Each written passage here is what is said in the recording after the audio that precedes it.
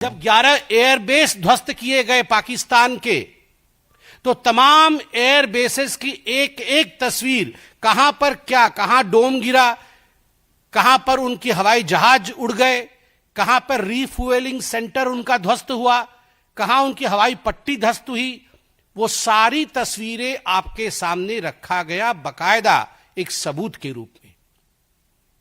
अगर जहाज गिरता है तो उसका रैकेज होता है, मलबा होता है।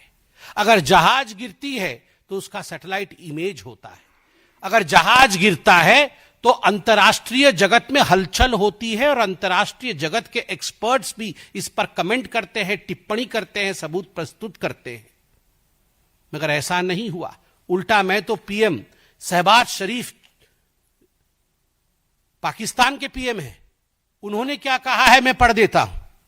वो कहते हैं, कोट, हमने 9 और 10 मई की रात को भारतीय सेना को जवाब देने के लिए हमला करने का फैसला लिया, लेकिन उससे पहले कि भारत के ब्रह्मोस मिसाइलों से पाकिस्तान सैन्य ठिकानों पर हमला कर दिया।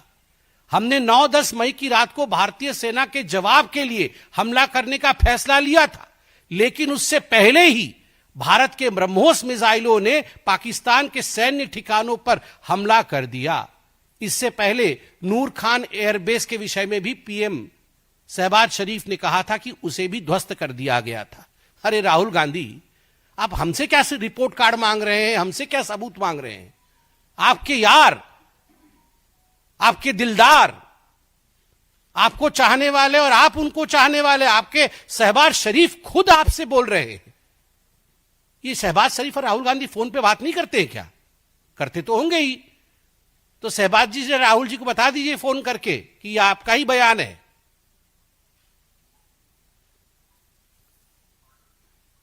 राहुल पूछो, और देखिए ये सिंक्रोनाइज्ड है, ये कोई कोइंसिडेंस नहीं है।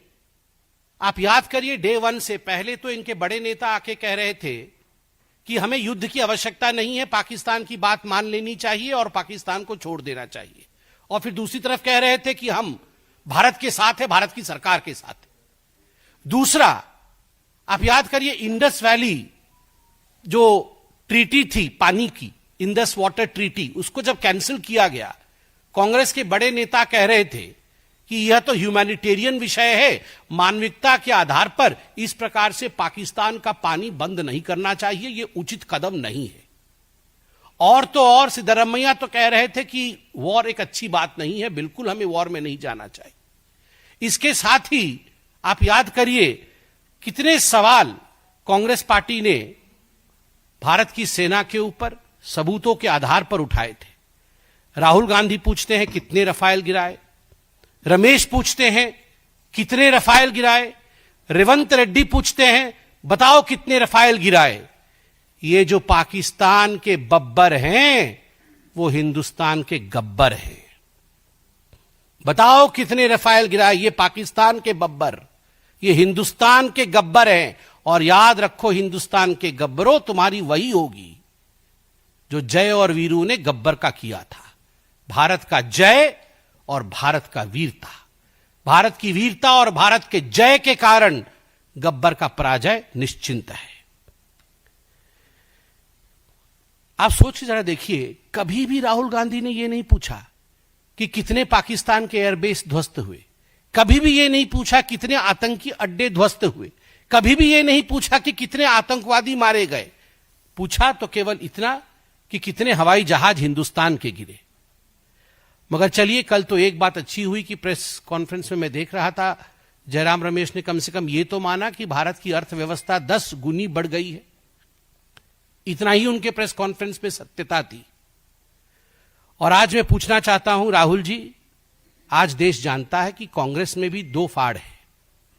एक वो कांग्रेस जो पाकिस्तान का समर्थन कर रही है, और कांग्रेस के अंदर भी कुछ ऐसे नेता हैं जो देश के लिए आवाज उठाना तो चाहते हैं किंतु आपके कारण उठा नहीं पा रहे। और ये जो जय हिंद की यात्रा आपने निकाला है, और हर जय हिंद की यात्रा में, कल रेवंत रेड्डी जी पूछ रहे थे कि हिंदुस्तान की कितनी जहाजें गिर गई, परसों रमेश जी पूछ रहे थे, ये जो जय हिंद की यात्रा आपने निकाला है, ये जय पाकिस्तान की यात्रा ज्यादा लग रही है।